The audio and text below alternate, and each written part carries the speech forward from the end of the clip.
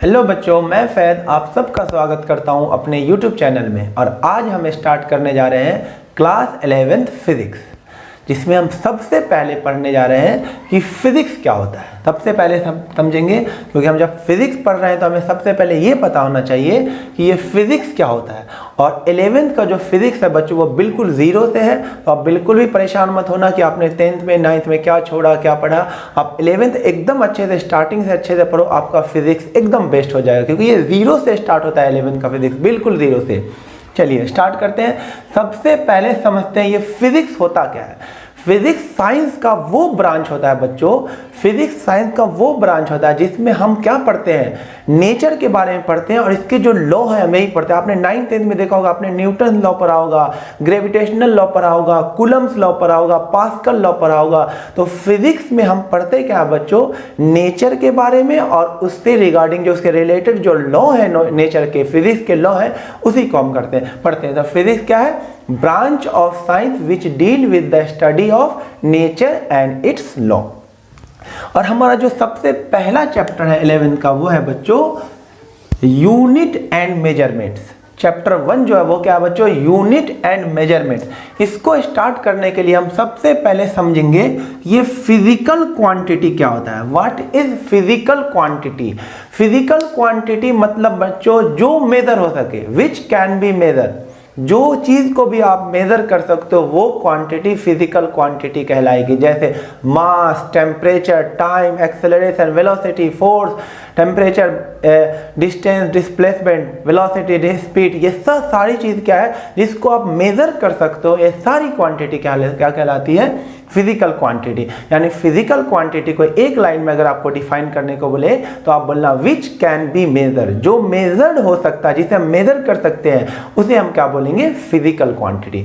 बच्चों डायरेक्शन के अकॉर्डिंग देखा जाए तो फिजिकल क्वांटिटी दो तरह का होता है, स्केलर क्वांटिटी और वेक्टर क्वांटिटी। फिर एकदम ध्यान से सुनना, डायरेक्शन के अकॉर्डिंग अगर हम देखें तो फिजिकल क्वांटिटी दो तरह का होता है, स्केलर और वेक्टर।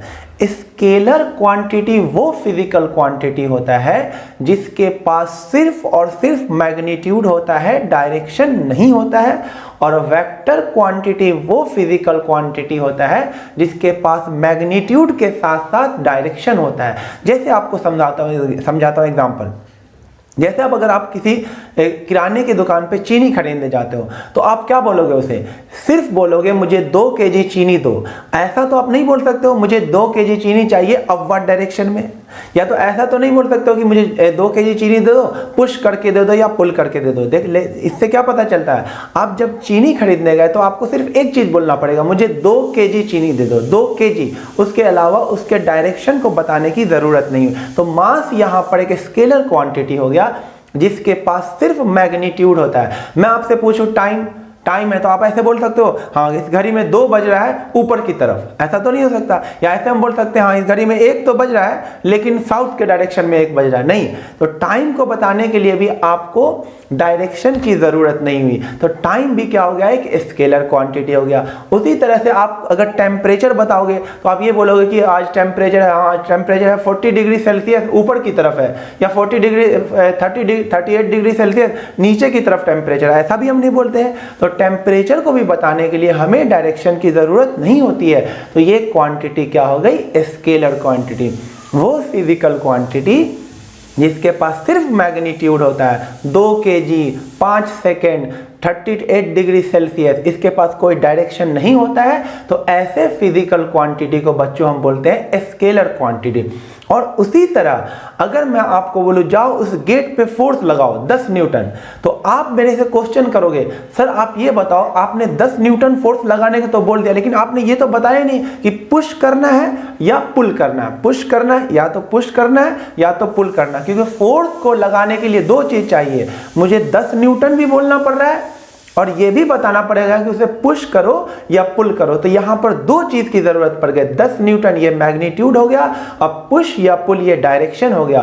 तो फोर्स एक वेक्टर क्वांटिटी हो गया जिसके पास मैग्नीट्यूड के साथ साथ डायरेक्शन भी होता है। तो बच्चों वो फिजिकल क्वांटिटी जिसके पास सिर्फ मैग्नीट्यूड होता है उसको हम स्केलर क्वांटिटी कहते हैं, जैसे mass, temperature, time, distance, speed, ये सब क्या है scalar quantity. Work done, pressure, ये सब क्या है स्केलर क्वांटिटी। उसी तरह से वो फिजिकल क्वांटिटी जिसके पास मैग्नीट्यूड के साथ साथ डायरेक्शन भी होता है उस फिजिकल क्वांटिटी को बच्चों हम बोलते हैं वेक्टर क्वांटिटी।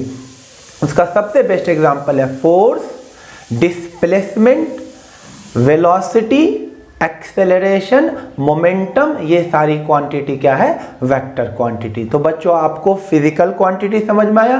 फिजिकल क्वांटिटी मतलब विच कैन बी मेजर, जिसे भी हम मेजर कर सकते हैं वो हो गया फिजिकल क्वांटिटी। दो तरह से डिफाइन कर सकते हैं, स्केलर फिजिकल क्वांटिटी और vector physical quantity. Scalar quantity में सिर्फ क्या होगा मैग्नीट्यूड होगा और वेक्टर क्वांटिटी में मैग्नीट्यूड के साथ साथ डायरेक्शन भी होगा।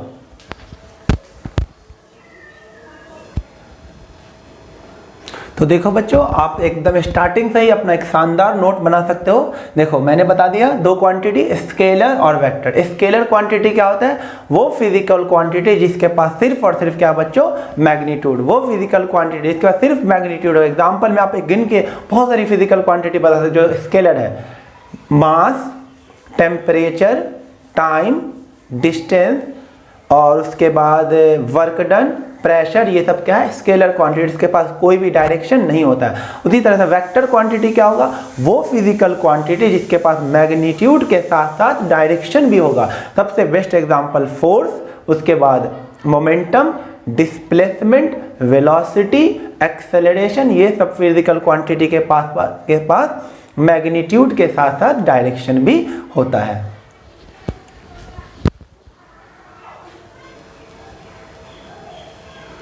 अब देखो बच्चों जो फिजिकल क्वांटिटी है उसे हम फंडामेंटल और डेराइव क्वांटिटी के अकॉर्डिंग भी डिवाइड कर सकते हैं।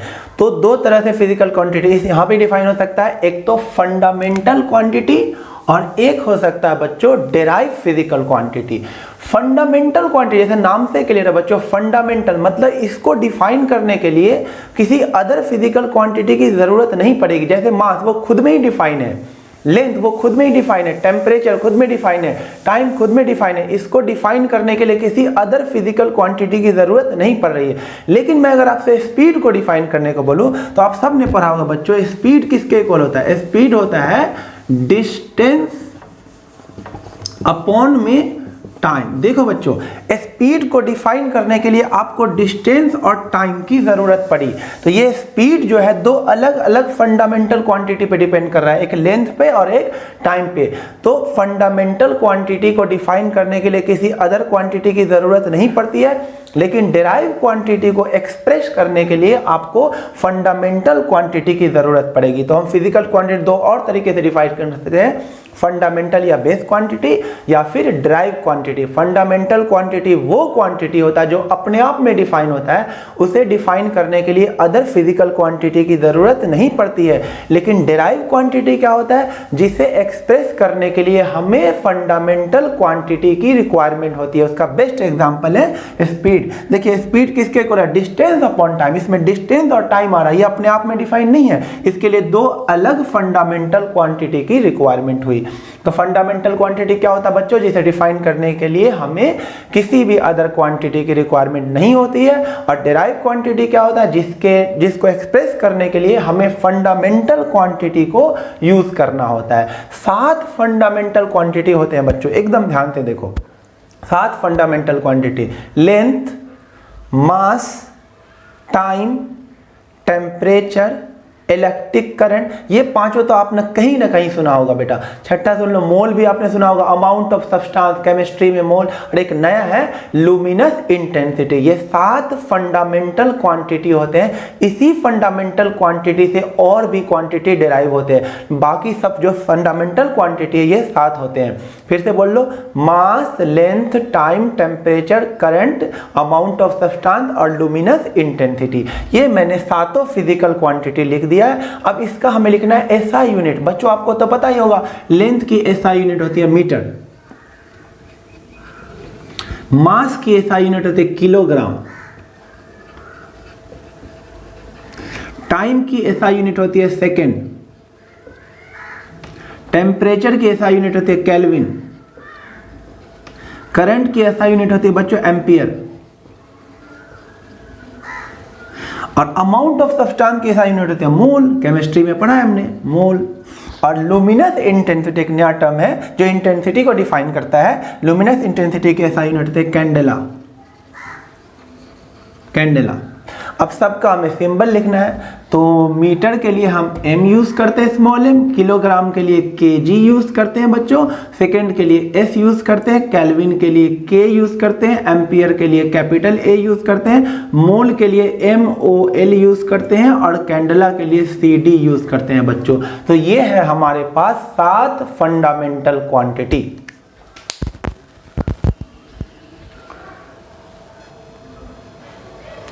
अब देखो बच्चों, आपको फंडामेंटल क्वांटिटी समझ में आ गया। अब है हमारे पास ड्राइव क्वांटिटी। मैंने बता दिया ड्राइव क्वांटिटी क्या होता है बच्चों, जिसको एक्सप्रेस करने के लिए हमें जरूरत पड़ती है, हमें रिक्वायरमेंट होती है किसकी, फंडामेंटल क्वांटिटी का बेस्ट एग्जांपल है बच्चों स्पीड। स्पीड किसके इक्वल होता है बोलिए, स्पीड होता है डिस्टेंस अपॉन में टाइम। तो डिस्टेंस और टाइम फंडामेंटल क्वांटिटी है, और स्पीड क्या हो गया, फंडामेंटल से ड्राइव किया हुआ क्वांटिटी, इसलिए इसका नाम क्या है, ड्राइव क्वांटिटी। तो एग्जांपल क्या हो जाएगा, स्पीड। उसी तरह से फोर्स बच्चों, फोर्स क्या होगा बताइए, मास इनटू में एक्सेलरेशन। मास क्या है, एक फंडामेंटल क्वांटिटी है, और एक्सेलरेशन भी ड्राइव क्वांटिटी है। एक्सेलरेशन किसके इक्वल होता है, वेलोसिटी अपॉन में टाइम। तो वेलोसिटी भी बच्चों क्या है, सब ये सारे क्या है, ये सब क्या है, वेलोसिटी क्या होता है, डिस्प्लेसमेंट अपॉन में टाइम। ये सारी क्वांटिटी क्या है बच्चों, drive quantity. Speed, force, acceleration, velocity, pressure. Pressure क्या होता है, प्रेशर होता है फोर्स अपॉन में एरिया। ये भी क्या है, एक ड्राइव क्वांटिटी है। यानी फंडामेंटल क्वांटिटी की हेल्प से जो क्वांटिटी ड्राइव होता है उसे हम क्या बोलते हैं बच्चों, ड्राइव क्वांटिटी। तो समझ में आया फंडामेंटल, चारों क्वांटिटी फिर से समझो।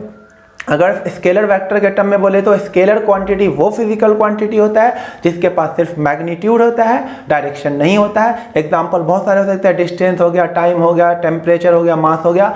और वेक्टर क्वांटिटी वो फिजिकल क्वांटिटी होता है जिसके पास मैग्नीट्यूड के साथ साथ डायरेक्शन भी होता है, फोर्स, मोमेंटम, एक्सेलरेशन, डिस्प्लेसमेंट। और एक तरह से और हम फिजिकल क्वांटिटी डिफाइन कर सकते हैं फंडामेंटल और ड्राइव। फंडामेंटल क्वांटिटी वो क्वांटिटी होता है जिसको डिफाइन करने के लिए किसी भी अदर क्वांटिटी की रिक्वायरमेंट नहीं है, तो वो खुद में ही डिफाइन है। जैसे मास हो गया, टेम्परेचर हो गया, टाइम हो गया, लेंथ हो गया। और डिराइव क्वांटिटी वो फिजिकल क्वांटिटी है जिसे एक्सप्रेस करने के लिए हमें फंडामेंटल क्वांटिटी की रिक्वायरमेंट होती है। स्पीड, डिस्टेंस अपॉन टाइम, ये दोनों फंडामेंटल, और ये रहा ड्राइव। फोर्स हो गया, एक्सेलरेशन हो गया, वेलोसिटी हो गया, प्रेशर हो गया, ये सब क्या है, डिराइव क्वांटिटी है बच्चों।